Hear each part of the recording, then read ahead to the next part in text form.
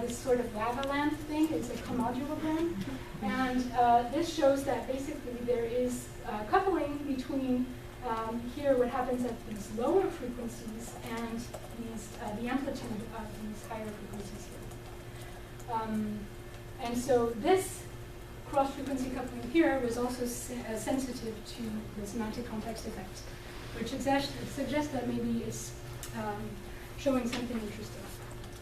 Okay, I'll move to awake brain stimulation now that I have 5 minutes left. Okay. All right, so awake brain stimulation. So why do awake brain stimulation, right? It's not going to happen if you don't have a serious neurological condition. So it happens if you have to have a tumor removed in your brain, right? So tumor resection near the loquent cortex.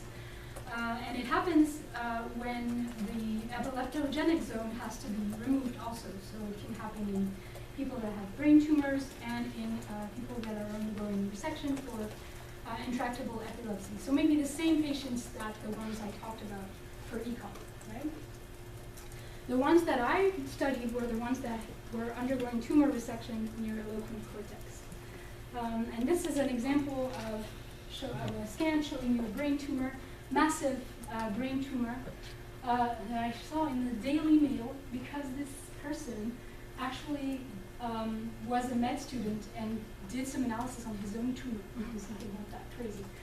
So anyways, this is his brain before resection and this is his brain after resection. So the majority of his tumor here was sucked out, right? And this is literally what happens. The surgeon will go and suck the tumor. So they can be pretty massive, right? And people, the neurosurgeons have to be really careful to try to preserve the eloquent cortex, so the cortex that is critical for language and motor and sensory functions, so that the patient has a life that is as normal as possible afterwards, right? So that's why these patients undergo awake stimulation. And I'm going to show you a video of awake stimulation.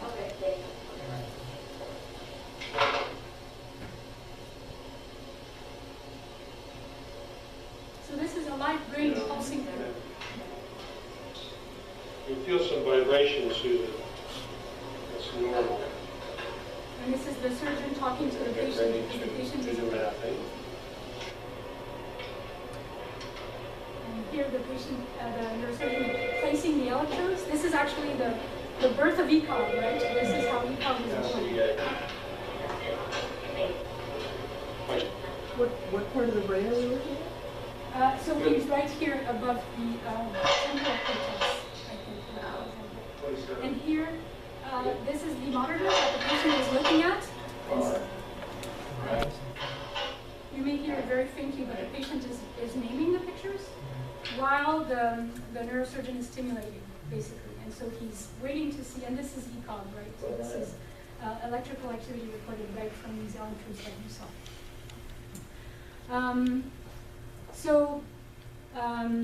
A bit of history. So probably you know of Penfield. What do you know that Penfield did?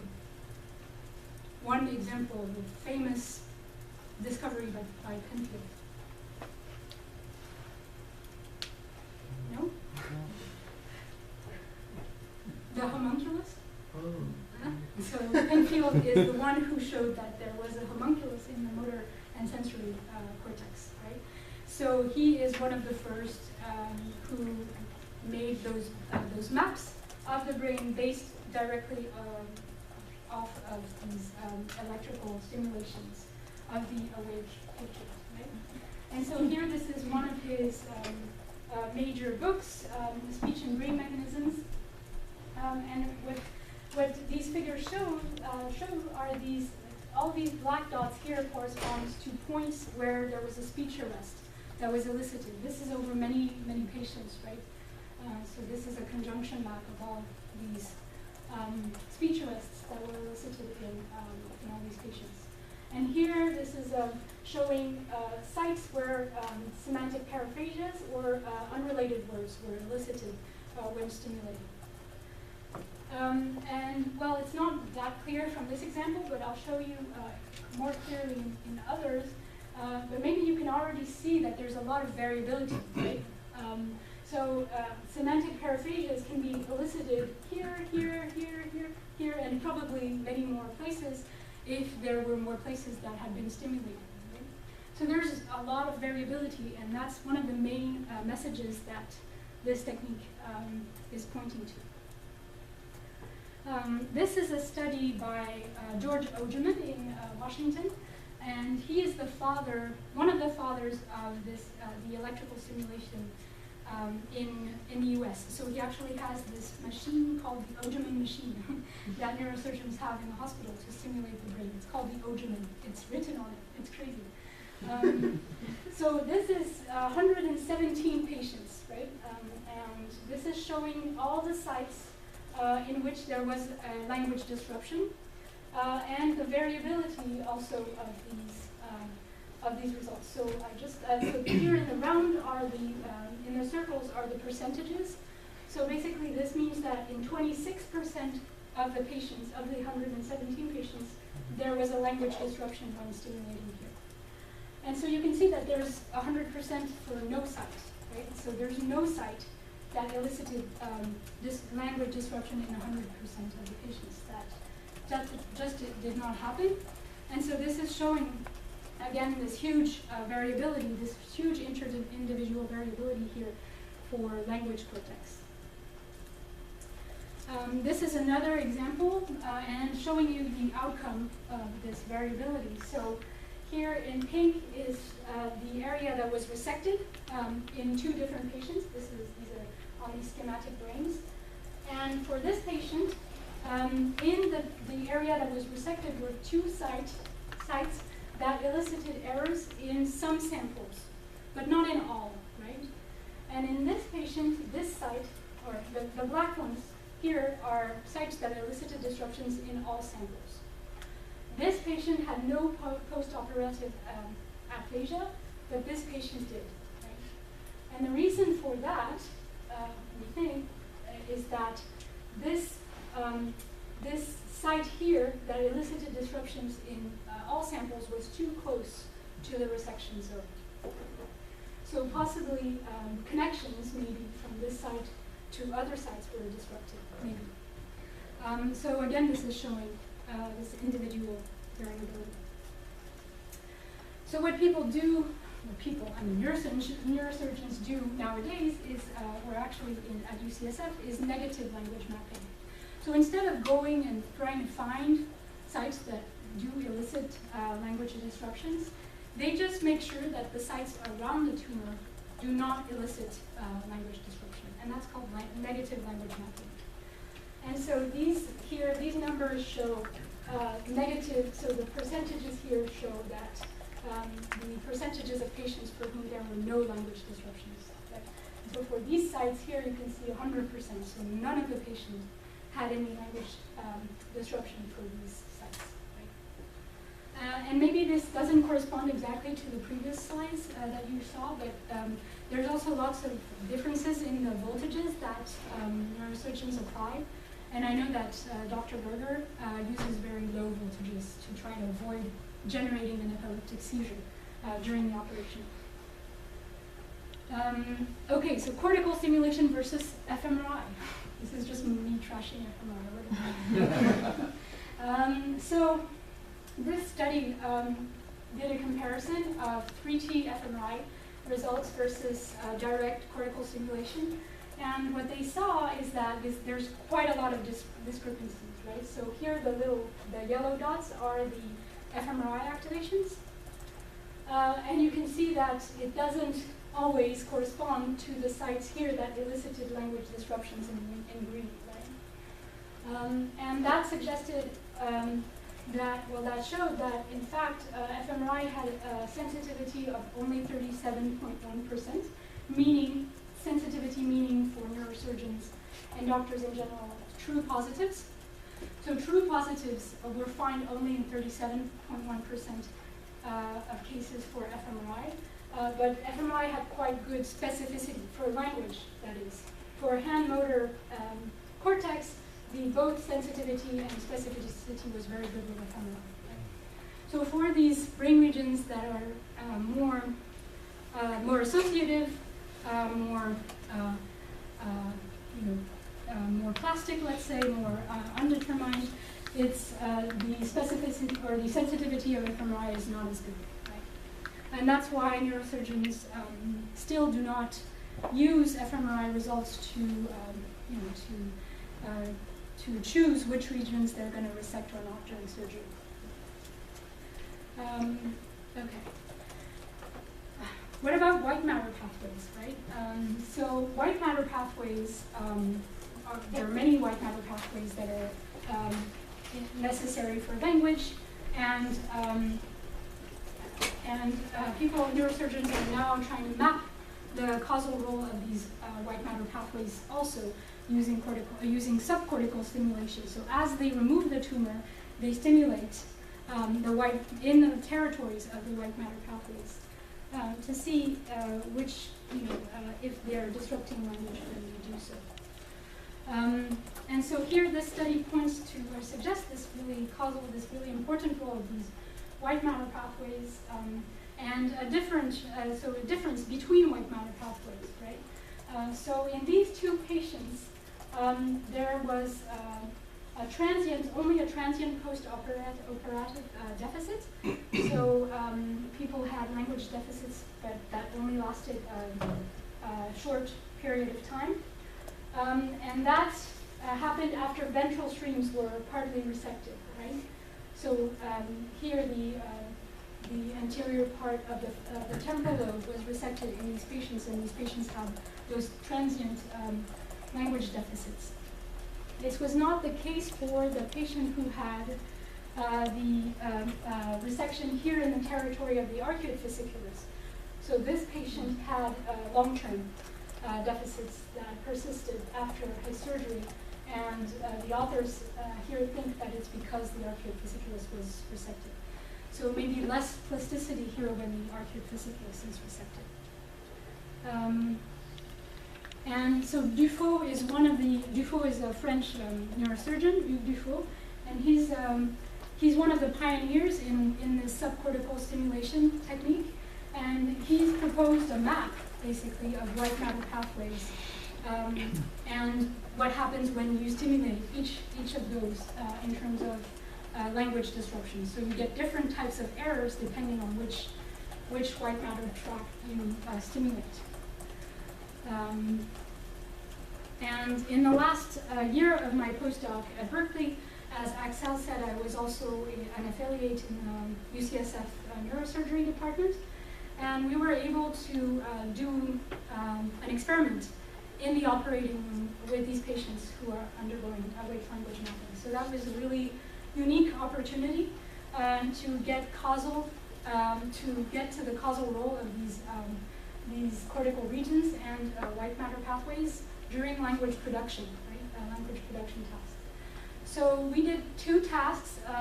We did a sentence generation task because most of the time, the only thing that is done to check for language is just having people name pictures and read words. And we thought that's pretty limited compared to what we use language for on a day-to-day basis. So we just asked patients to generate the first sentence that came to their mind when they saw an action picture like this one. And we also asked them to do a picture-word interference task. And we manipulate semantic interference in that task. And it's a very, very rough environment to be in, right? So there are noises all the time. You don't know how many trials you're going to get. Sometimes you only get 5 trials, right? So it's really hard to have a manipulation like you usually do when you do cognitive neuroscience. So you should bear that in mind. It's not like you get very unique data, but you can't have this really nice paradigm that you would have in outside the hospital. What we saw in doing that is that when Dr. Berger stimulated in the territory of the SLF territory, so the superior longitudinal fasciculus, patients made errors that were more related to the choice of verbs, so errors that appeared on verbs, or hesitations in sentences. So they had trouble putting elements of the sentence together. And this is an example of this one patient. And this was very different in the patients that had stimulations in the ventral streams, right? So this patient this is the tumor of that patient in white. And so when Dr. Berger was removing that tumor, he was stimulating in the territory of the IFOF, the inferior frontal occipital fasciculus. And there, the patients had errors that were more semantic. So here, the patients could not find the name of the object, right? So the man is blowing and he couldn't find whistle. And also, they had a lot of trouble in that picture word interference task that I talked about. So we had different types of errors depending on where Dr. Berger was stimulating and suggesting there was a dissociation between those ventral and dorsal pathways. And that is still being processed.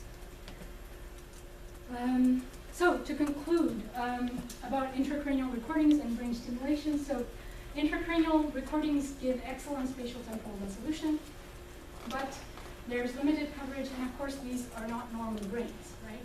So these are patients that have intractable epilepsy. We don't know since when, often for a very long time, and they've been on medication for a very long time. So it's been shown that there's a lot of reorganization in these brains. So what I'm showing you is to take with a grain of salt, because it doesn't mean that it happens exactly the same way in someone who has a healthy brain. Same thing for awake brain stimulation, right? And that reorganization has been shown to vary depending on the growth of the tumor.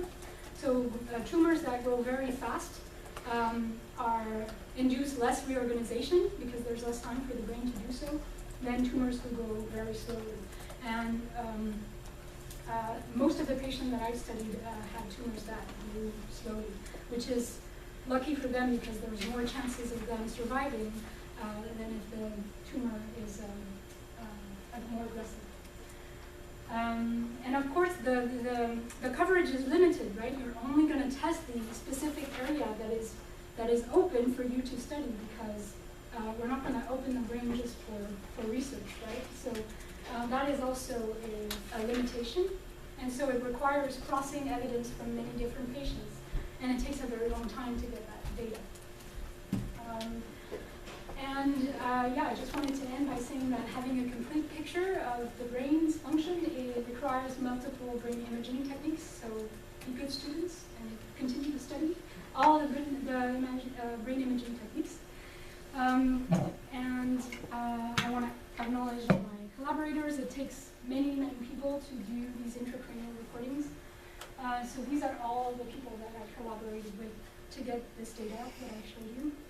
And then I also did lesion studies that I didn't talk about at the VA Martinez. And thank you for your attention.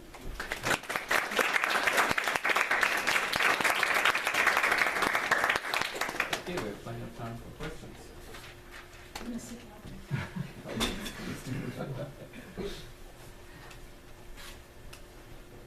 Yes. So one of the problems we have with fMRI research is the directionality of the signal. It seems like you could use, I don't know if anybody has used EEG to try to figure out directionality of the fMRI signal. What do you mean directionality? Or like, so we look at like functional connectivity between two areas, like kind of establish like causal or what comes first. Right, yes. Well, again, you don't have a manipulation, right? So you're not going to invalidate, or you're not going to stimulate one area to see what really happens when you do that. So all you can use are statistical techniques that are going to tell you, like range of causality, which one statistically seems to be before the other one. Right? And that is how you're going to infer the direction of interaction. So it's the same thing with ECOG. It's all statistics. It's not there, except when there is combined ECOG and stimulation, which you can do in some cases. Then you can have a real response, right, to that question. But otherwise,